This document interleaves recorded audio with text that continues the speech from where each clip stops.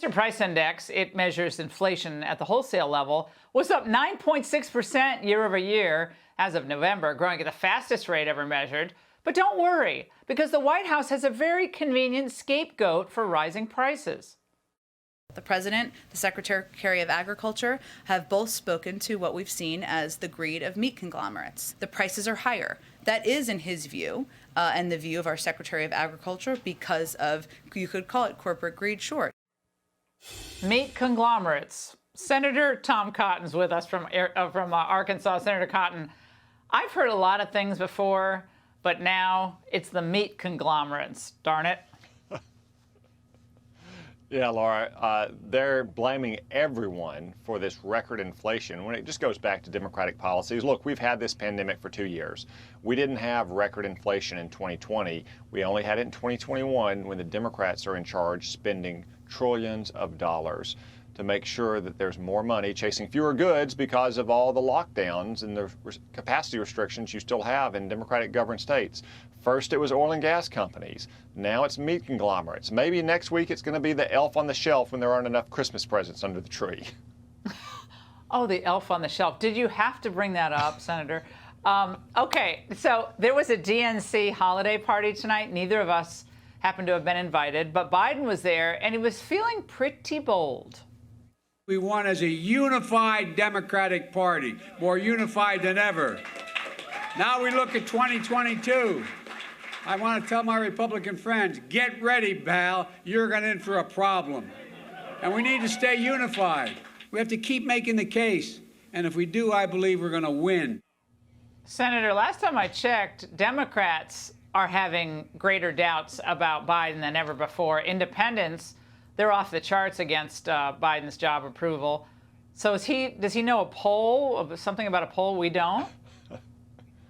The Democrats are going to be unified in a massive historic defeat next November if they continue to pursue this massive and reckless tax and spending bill. We just learned on Friday that if you eliminated all the budget gimmicks, it would be $5 trillion of spending, Laura, $3 trillion of new deficit spending. It would do things like give amnesty to illegal immigrants. It would devastate faith-based and family-based child care.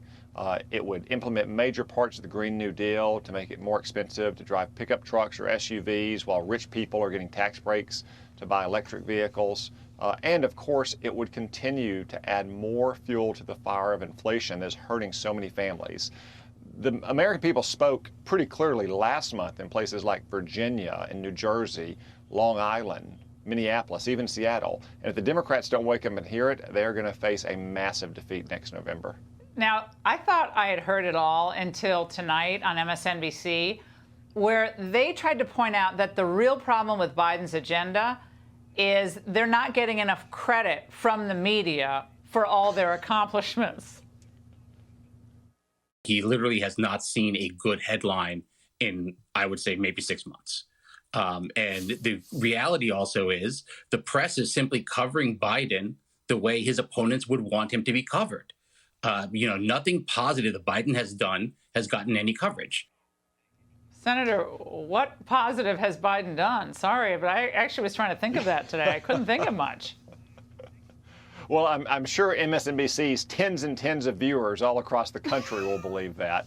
But for the rest of us, it's just a matter of looking at the scoreboard, as they used to say in football games. I mean, the scoreboard doesn't lie. Look at the disastrous and humiliating withdrawal from Afghanistan earlier this year, or record inflation. You know, in November, Joe Biden said he was going to do something after it was announced we had record high inflation in 30 years. And he did. In December, we now have 40-year record highs of inflation. Or look at the crime wave that continues to crash across the country. Now you've got left-wing looting mobs going out. They first rob from Home Depot all the crowbars and the hammers, and then they use those to go rob the jewelry stores and the electronics stores. The facts don't lie. Joe Biden and the Democratic Party this year have delivered failure after failure after failure. That's why the American people aren't buying what the Democrats are selling. Senator, I have to ask you really quickly about Liz Cheney and her off-the-wall obsession with text messages to Mark Meadows. Now, I don't know if you saw me earlier, but I read all of my tweets, my public tweets that day, January 6th. They totally match what I said to Meadows and what I said at night. But she's like a woman obsessed. Have you checked on her lately? Have you chatted with her on text message? I want to see your text messages, Senator. Laura, I did see what you said earlier in the evening, and I saw what Sean Hannity said, and the same is true of Brian Kilmeade. You were apparently texting Mark Meadows to encourage him to try to get the violence under control. That's exactly what you and Sean and Brian and so many of us said on January 6th, that we cannot tolerate any kind of rioting or violence or chaos. That is the same things that we said throughout 2020 when you had left-wing BLM mobs rioting in our streets and looting and committing arson.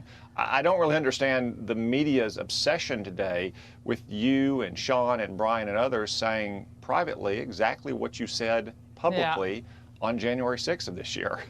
Senator, thank you. I appreciate it.